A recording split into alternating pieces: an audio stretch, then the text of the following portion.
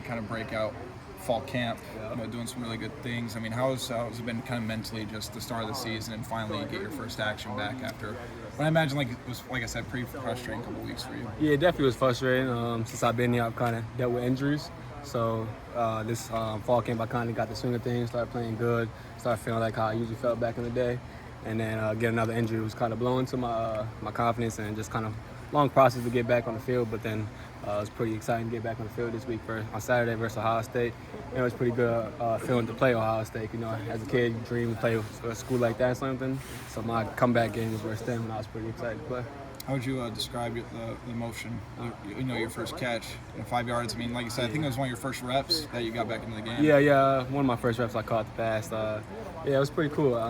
It happened so fast, I couldn't even really tell you what happened. I literally just caught the ball, got down. Couldn't really tell you much after that, but I was just first catch. But we do that stuff in practice all the time, so it was like second nature out there. Sure.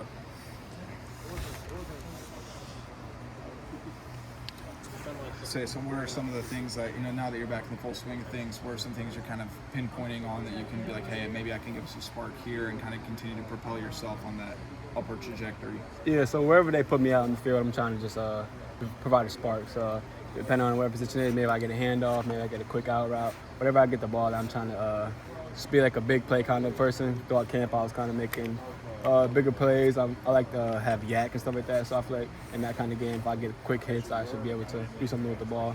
And just putting trust in all the plays that we call, and trusting my quarterbacks, and trust doing my job and everything will happen the way it's supposed to happen. What is the key to coming back midway through the season? How you got to be patient, but at the same time you want to get going. What is the key to all this? Just staying focused when you're out, really. Coming back in didn't really feel like crazy to me, because throughout when I was injured on my hand out, I was running routes every day in practice, catching one-hand catches, keeping my legs going. So it sucks to have an injury, but I was very blessed that it was an upper body injury where I could keep my legs going. So coming back out wasn't really a struggle for me. I've been running routes for just 6 weeks. I was injured, and it was kind of like second nature again. Like I said, it wasn't really hard because I kept doing it. Did the one-handed catches help? When you yeah, it was. I think I could probably make a good little one-hand catch in the game or something like that. Okay, I had to catch a few balls this way. Mm-hmm. So I think if it's an errant pass, I might be a good guy's a highlight player or something.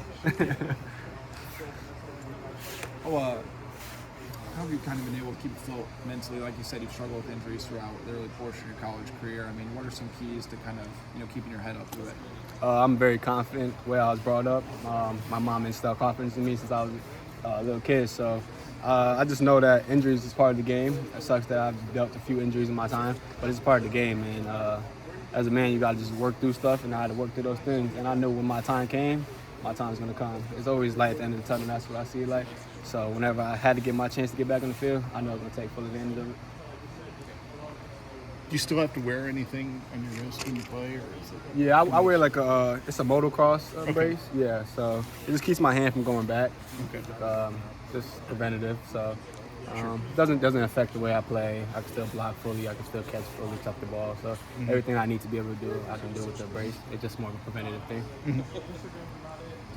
People can say what people can analyze the offense, have their own thoughts, but you being in the system and everything, what are kind of maybe one or two things you can pinpoint and be like, if we can just maybe clean this up, we can kind of get a jump start? What are you guys kind of really focusing in on? It's just really making the makeables.